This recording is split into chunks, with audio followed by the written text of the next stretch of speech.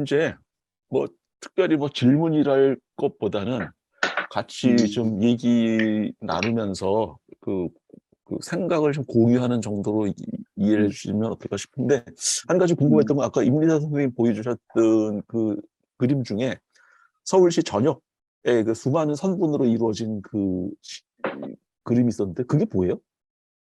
아 네. 그거는 인제 저희가 미리 이제 노인분들이 선호해서 가시는 여가 활동과 관련된 그 시설들의 위치를 다 파악을 하고, 그 시설들에 대한 이 도로 네트워크의 음, 형태로 인한 이 도로 네트워크에서의 그 시설들에 대한 접근성을 분석을 한 겁니다. 그래서 각 도로 세그먼트에서 얼마나 다양한 혹은 얼마나 많은 그 미리 선정된 시설들을 접근할 수 있는가를 보여주고 있습니다. 근데 거기 보면 이제 그 레전드에 보면은 0부터 이 100까지 숫자가 있고 100이 이제 네네네. 빨간색인데 그게 뭘 의미하는 건지 모르겠는데. 그 숫자가 높아질수록 예, 더 많은 시설들을 미리 예. 선정된 그 시설들을 많이 갈 수 있는 기회가 높아진다는 걸 의미를 하고 있습니다. 뭐 말하자면 또 그래서 좋은 거죠, 그럼. 그렇죠. 네. 굉장히 제한적인 곳이 이제 100점을 받았는데 그게 뭔지가 좀 궁금해가지고 여쭤봤고요. 그 사실은 이제 결국은 우리 얘기는 뭐 구체적인 테크놀로지를 어떻게 적용하고 뭐가 앞으로 나올 것이다라는 것보다 그 결국은 철학의 공유가 아닐까 싶은데, 결국 우리 주변에 이 현기증, 울렁증이 날 정도로 달리 전개되고 있는 이 새로운 기술적 가능성들이 도대체 뭘 하려는 것이냐. 김성원 선생님은 좀 낭만적으로 좀 얘기를 좀 해주셨어요. 그 개인적인 이렇게 기억에 엮여가지고. 근데 혹시 임리자 선생님도 혹시 그 우리에게 이게 도대체 뭐에 쓰는 것인지, 왜 필요한지 좀 생각하신 거 있으면 풀어주시면 좋을 것 같은데.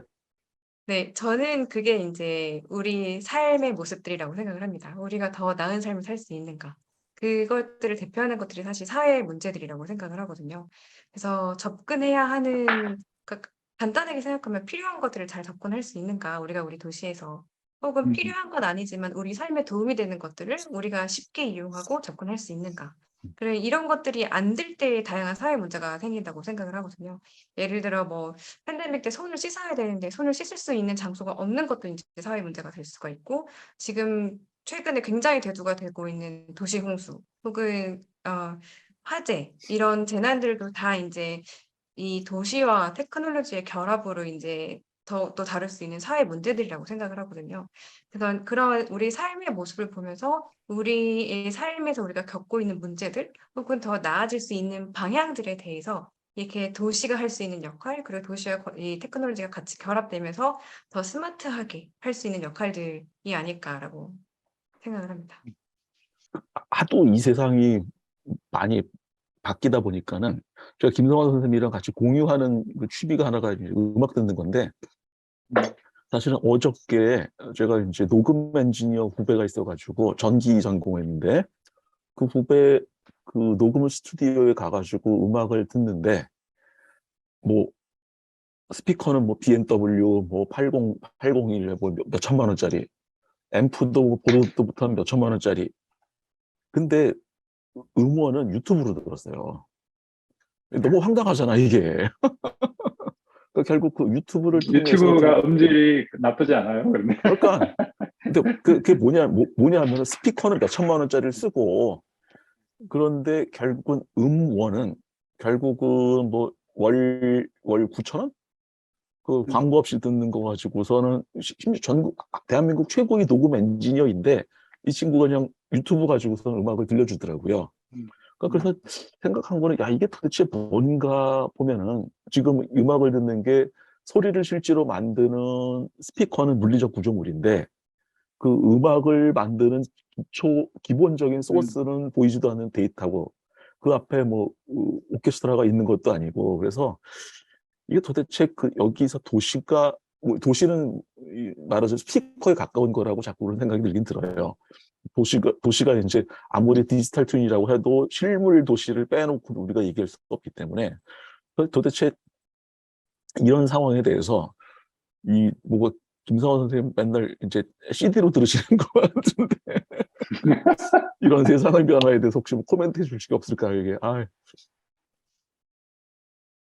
음악을 듣는 건 실제로는 생각해 보면 스피커인데 일부는 막 디지털로 확 바뀌어가지고 이제 더 이상 이제 사실은 요새는 CD를 더 사봐야 들을 시간도 없어가지고 이제 있는 거 계속 들을 판인데 음악 좋아하시는 분의 입장에서 뭐 저도 예전에 이런 유형 매체를 다 포기하고 뭐 저기 디지털 음원으로만 듣다가 최근에 다시 이게 CD를 지금 뭐 심지어는 굉장히 비싼 가격에 절판된 것들은 막 요즘 일본 같은 경우 또 새로운 뭐 SHM CD 같은 이런 재료를 이용해서 굉장히 고가의 이제 CD들이 다시 복각이 되고 있는데 그런 것들을 다시 뜬금없이 다시 사게 되죠. 근데 이제 재밌는 것이 그게 아마 케빈 켈리가 기술의 본질이 무엇이냐 본질이 아니라 기술의 운명이라고 하는 것은 쓸모없는 사치품이 되는 것이다 라고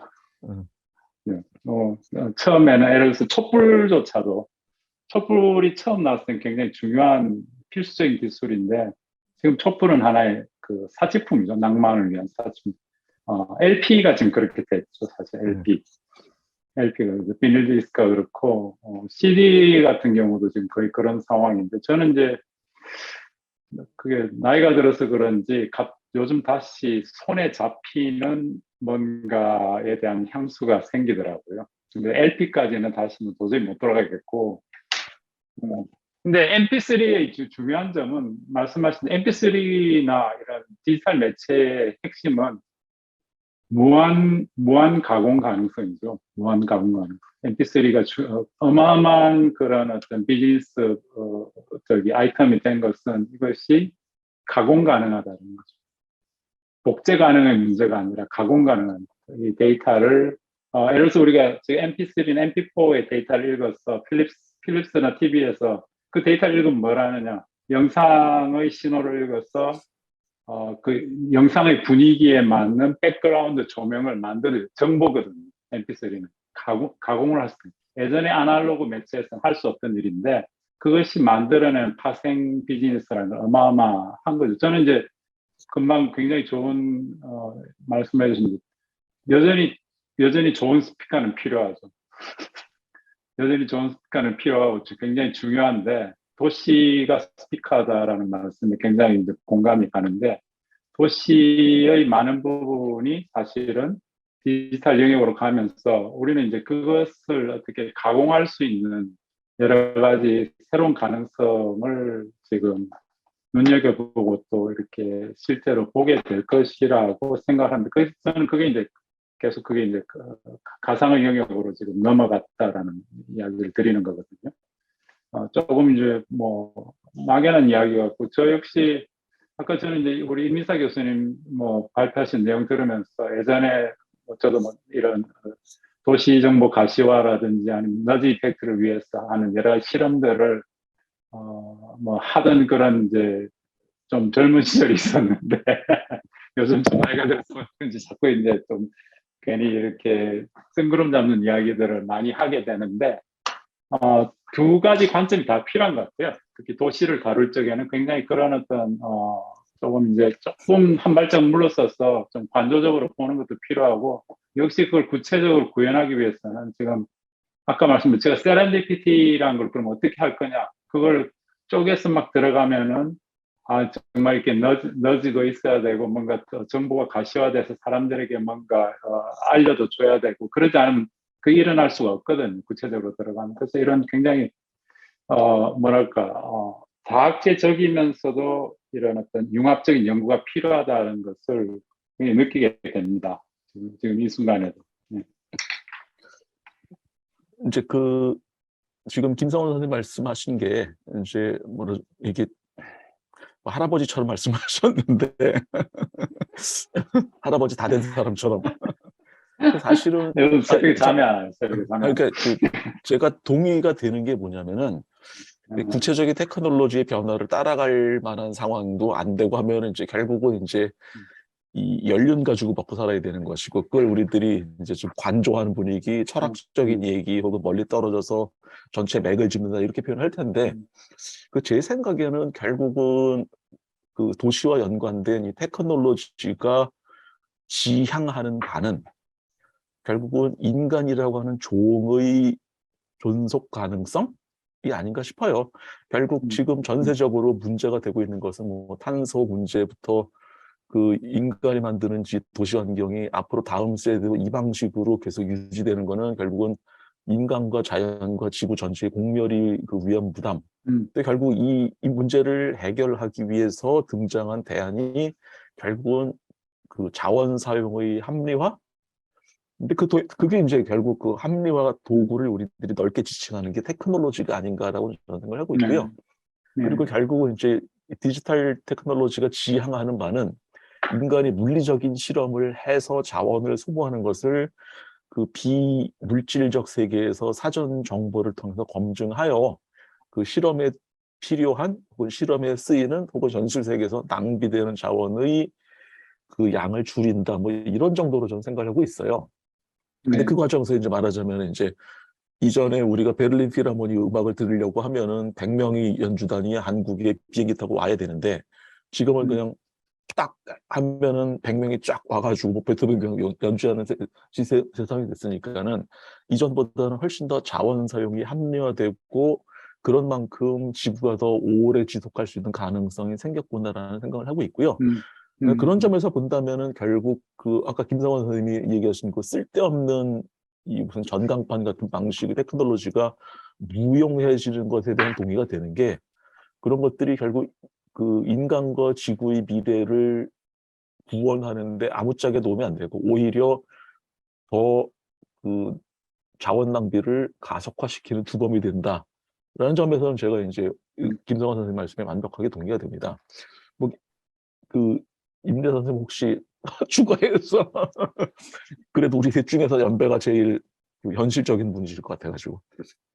아, 네. 저도 거기에 굉장히 동의를 하는 바이고요. 그 인간의 그 존속성에 대해서 이제 꼭 지구에 대한 이 환경에 대한 거, 이 서스테이너빌리티가 굉장히 중요한 이슈로도 대두가 되고 있기는 한데, 또 거기에 또 이제 제가 생각할 때 이 서스테이너빌리티는 우리 사람도 서스테이너블한가가 굉장히 중요한 문제인 것 같습니다. 그래서 우리가 사람도 환경과 마찬가지로 이제 서스테이너블하게 계속 이제 영위할 수 있는가, 이 삶을 이 환경에서 영위할 수 있는가를 이제 같이 보고 그거를 서포트하는 게 또 도시 환경이 아닌가라고 생각을 하고 있습니다. 네. 이게 그 이제 지금 그 말씀 되게 중요한 말씀이신데 결국은 그 인간이 우리가 모든 이런 일들을 하는 건 결국 인간이 이기적으로 자기들 잘 먹고 잘 살자고 지금 오래 살자고 멸망하지 않고 지금 이걸 하는 건데 근데 그 결국은 이제 제 생각에 도시의 이 파편들이 어떻게 인간을 도와주느냐보다 그 도시의 어떤 구조 저는 항상 이제 그 문제를 삼는 게 이제 토지 이용계획도가 가지고 있는 존익을 문제로 삼고 있는데 거기 보면 상업용지 뭐 업무용지 다 나눠가지고 출퇴근을 요구하고 강요하고 뭐 억압하고 그러잖아요. 근데 그 도시의 그 거시적 관점에서 인간이 조금 더 건강한 생활을 하기 위해서 뭐 무슨 그 좋은 지금 도시보다 나은 구조를 갖게 되는 대안이 혹시 생각나는 게 있어요, 김대 선생님? 지금 방금 말씀해 주시는 사례로 이제 같이 그걸 관련된 연구로 이제 사례로 이제 말씀을 드리면 그 조닝에서도 이제 아까 그 믹스 유스가 굉장히 중요한 걸로 이제 대두가 되고 있긴 하거든요. 근데 이 만약에 이 상업 지역은 상업 지역, 주거 지역은 주거 지역, 그리고 여기까지 가려면 차를 타고 가야 한다. 이 차가 기반이 되는 도시 디자인에서는 오히려 그렇게 나눠진 게 사람들의 건강이나 이런 거에 굉장히 안 좋은데 이게 좀 믹스가 되면서 걸어가면서 이거를 할 수 있는 그리고 걸어 다니면서 길가에 사람들이 있고 서로 인터랙션도 할 수 있고 더 그 삶을 즐길 수 있는 환경이 훨씬 더 이제 건강의 측면에서 더 이제 좋은 것 같긴 합니다. 그러니까 사람들에게 운동을 시킨다는 거죠, 지금 이게. 네, 그렇죠. 네. 걸어라. 왜 저는 그 동의해요. 그러니까 이제 그 제가 보기 드물게 넓은 캠퍼스 안에 있다 보면은 뭐 일단 학교를 입학하면은 대학원생들이 필사적으로 차를 몰고 오겠다고 아우성들인데 저는 이게 더 뭐 하는 짓인지 뭐 되게 의아하고 뭐 하여튼 썩 지금 상황이 좋지는 않구나라는 생각을 하고 있긴 합니다. 음. 뭐 정리를 좀 슬슬 해야 될 것 같은데 김성원 선생님 혹시 네. 뭐 추가로 더 하실 말씀? 아닙니다. 뭐, 너무 오늘 말씀 잘 들었고요. 네, 여러 가지로 뭐 배우는 바가 있었습니다. 그래서 계속, 좀, 이제 다시 또 구체적인 연구를 좀 해야 되겠다는 그런 생각도 들었고요. 네. 네. 네, 오늘 아주 좋은 시간이었습니다. 임나 선생님 혹시 마지막에 이제 클로징 코멘트. 저 오늘 이렇게 발표할 수 있는 이 세미나를 같이 할 수 있는 기회를 주셔가지고 굉장히 감사했고요. 그래서 지금 제 말씀해 주신 것처럼 이제 인간과 환경이 같이 공존하면서 존속할 수 있는 이 도시 건축 환경, 그리고 테크놀로지가 결합된 그런 환경, 또한 이기적이라면 이기적일 수 있겠지만 꼭 이기적이지만은 않은 이제 소외계층들을 어떻게 더 이렇게 테크놀로지로 이렇게 더 보듬어 줄 수 있는지를 같이 고민하는 그런 건축과 테크놀로지의 결합이 되는 이 앞으로의 이제 사실 지금 굉장히 많이 변화가 되고 있는 시기인 것 같고 앞으로가 굉장히 또 기대와 걱정이 같이 있는 상황인 것 같습니다. 그래서 그 상황에서 조금 더 긍정적인 변화를 좀 이제 합류할 수 있도록 이제 앞으로 더 열심히 노력하는 사람이 되겠습니다. 감사합니다. 네, 감사합니다. 자, 우리 오늘의 세미나는 이제 여기서 종료를 하도록 하고요. 다음 세미나는 9월 26일 월요일인데 오후 2시에 서울대학교 김경민 교수께서 플랫폼 도시 출현 도시 혁신을 요구하다. 되게 거대한 이야기일 거긴 한데 플랫폼 도시가 뭔지 사실 저게 플랫폼인지도 잘 모르겠는데 기대를 해보겠습니다. 오늘 2시간 동안 흥미로운 이야기와 생각의 단초를 전해주신 두 분 선생님께 감사드리고 오늘 이 자리에 참여해주신 들락날락한 분도 꽤 있었는데 여러분께 감사드리고 다음 세미나에 뵙도록 하겠습니다. 자, 감사드립니다.